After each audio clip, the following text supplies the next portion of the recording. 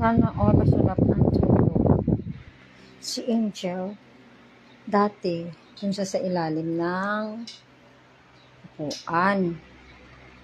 Ngayon, naging cat table na siya kasi nandun si Oreo, our visitor. Our visitor is Oreo. Hi, Oreo.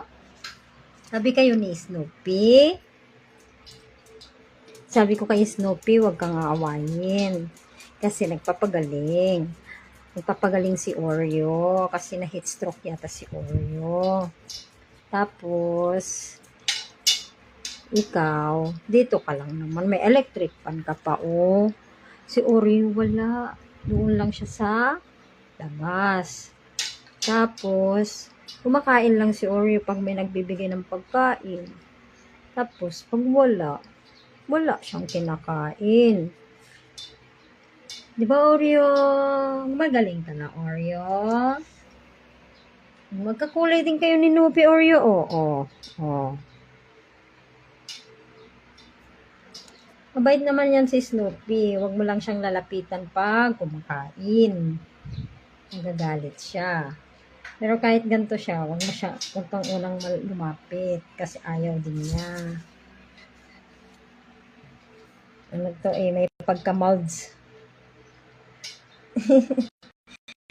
May pagka-molds ba ba siya? Hindi yung bait yan. Lablab ko yan eh. Hindi mo man ako tinulungan naglaba. Huh? Hindi ka marunong maglaba? Anong kaya mo lang gawin? Ba't di ka umiimik ngayon? Naantok ka? Naantok ka, no? Naantok ka? Hindi ka pa nagugas ng plato. Anong kaya mo lang gawin? Mag-aw-aw? Mangagat? Nangagat ka ba?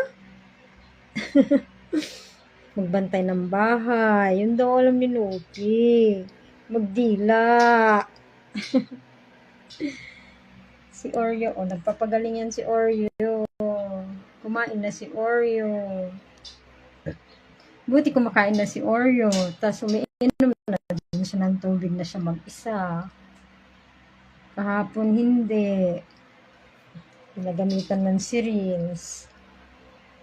Hindi rin siya kumakain noon. Nagamitin din siya ng syringe. Puro sweat. Hi, Oreo. Ito naman ang pusa kong laging pag natutulog, nakabikangkang. Pero ngayon hindi siya nakabikangkang. Ito naman si